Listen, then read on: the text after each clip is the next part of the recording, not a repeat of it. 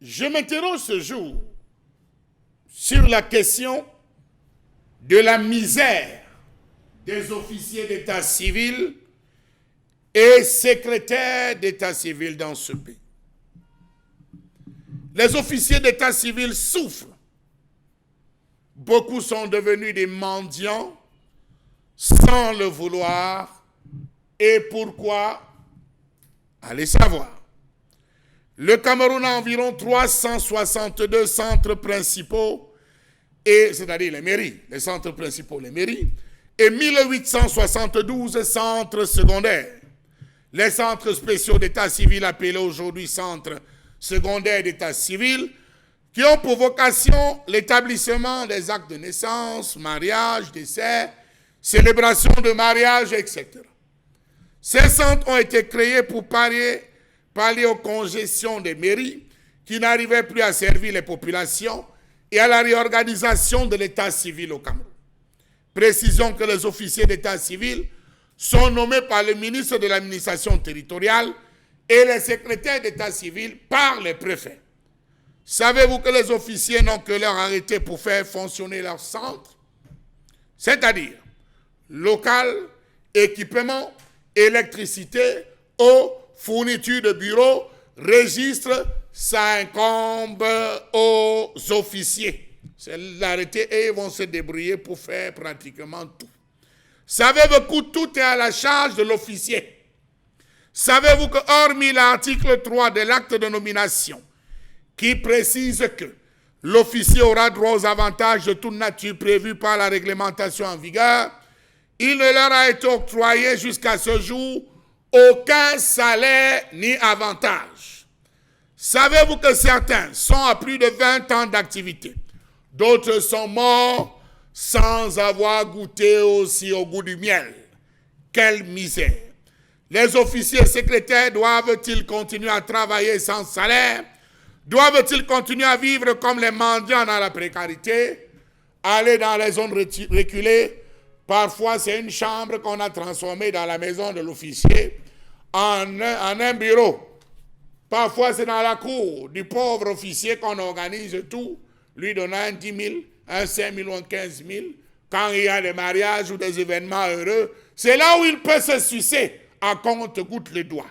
Faut-il absolument passer par une grève pour donner l'oreille à nos amis officiers et secrétaires? Point d'interrogation. Certains officiers et secrétaires sont déjà morts et leurs femmes et enfants n'auront jamais un seul 5 francs. Pourtant, le décret numéro 87, 1115 du 17 août 1987, fixant les modalités de création et de fonctionnement des centres spéciaux d'état civil, précise en son article 6 que les fonctions d'officiers ou de secrétaires de centres spéciaux d'état civil donnent droit à une indemnité dont le montant est fixé par un texte particulier. Cette indemnité est payée trimestriellement par le préfet compétent sur état visé par le sous-préfet ou le chef de district et le contrôleur des finances territorialement compétent.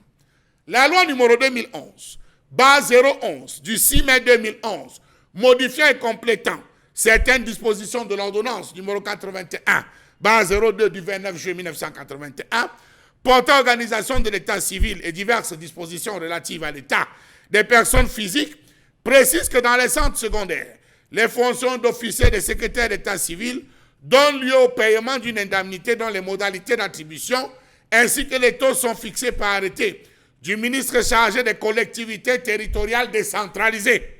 Où est ce texte particulier? On l'attend comme l'enfant de 6 âges. Jusqu'à ce jour, rien. Après plusieurs recours au ministre de tutelle, une seule réponse: messieurs les officiers d'état civil et secrétaires, le dossier est à la présidence de la République. Le président n'a pas encore signé. Précisons que dans le lot, l'État a résolu la préoccupation des maires et leurs adjoints, des chefs traditionnels qui ont des salaires 200 000, 150 000 francs et 50 000 francs CFA suivant les degrés. Les adjoints et les maires, on a fixé leur dotation salariale, mais celui des officiers et secrétaires d'État reste encore pendant parce qu'ils n'ont pas de parrain. Grosse incongruité. Savez-vous que sur les 1872 officiers, 60% des officiers sont des chefs traditionnels qui perçoivent leur salaire de chef et ne pourront plus rien avoir sur le salaire des officiers, car cumulant 2 postes, à ce jour, secrétaires, officiers sont abandonnés. Pourquoi a-t-on donc décidé en nommer sur les 1872, ils se baladent là, souffrant. Beaucoup sont des retraités qui espéraient peut-être avoir une seconde vie, et qui, hélas, sombrent dans le désespoir et la misère. Vivement que le ministre de l'administration rappelle à l'ordre les préfets, afin que ces derniers puissent rappeler eux aussi les sous-préfets de viser les États, afin que tout remonte et qu'on puisse leur reverser ces indemnités qui, jusqu'à ce jour, sont bloquées dans les préfectures, avec l'aval du ministre de tutelle, le ministre des collectivités, qui, lui, vient à peine d'être nommé, prend encore le taureau par les cornes.